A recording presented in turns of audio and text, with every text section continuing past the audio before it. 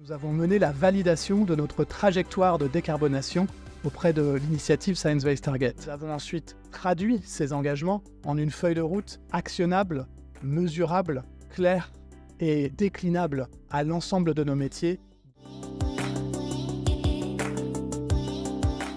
On a été en avril 2024 EcoVadis Platinum. Ça nous permet aujourd'hui d'être classé dans le top 1% dans l'évaluation EcoVadis. Donc c'est vrai que la pertinence et l'expertise d'R3, l'accompagnement de la personne qui nous a aidés, nous a apporté un regard critique et pertinent qui nous a vraiment permis de fournir une évaluation de qualité. R3 vient faire un diagnostic énergétique de l'hôtel et après les accompagne sur une feuille de route et même peut aller jusqu'à la maîtrise d'œuvre et les accompagner dans la maîtrise d'œuvre de leur projet, tout ça pour baisser les consommations d'énergie de l'hôtel.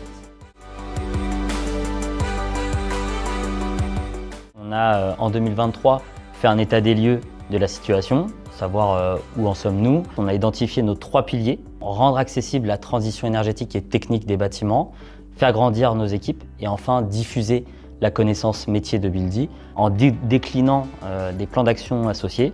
Et après avoir identifié ce plan d'action, R3 nous a accompagnés pour mettre un rythme régulier et pouvoir nous mettre en autonomie. Aujourd'hui, à date, entre 2021 et 2024, on a une baisse de moins 30%. Je trouve vraiment que c'est exceptionnel et on ne l'aurait pas fait sans l'apport de R3. La chance de pouvoir aussi bénéficier d'un dispositif qui s'appelle le dispositif Diag décarbonation qui permet effectivement de bénéficier d'une remise importante, en tout cas d'une subvention, qui nous a permis en fait d'apporter un avantage concurrentiel sur notre marché avec des produits qui consomment moins. L'objectif encore une fois c'est de faire du business, ça c'est clé, mais on a un devoir nous en tant qu'entreprise, oui, d'être raisonné et raisonnable et de faire le maximum pour baisser la consommation de nos produits. 119 000 tonnes de CO2, c'est aujourd'hui ce que pèse le groupe de Ray en termes d'émissions. Ce que nous a permis en fait cette démarche, c'est surtout d'identifier nos principaux postes d'émission. Et ça c'est clé pour savoir aujourd'hui où on va agir, où on va mettre le poids du corps pour être finalement le plus efficace possible dans notre stratégie de décarbonation.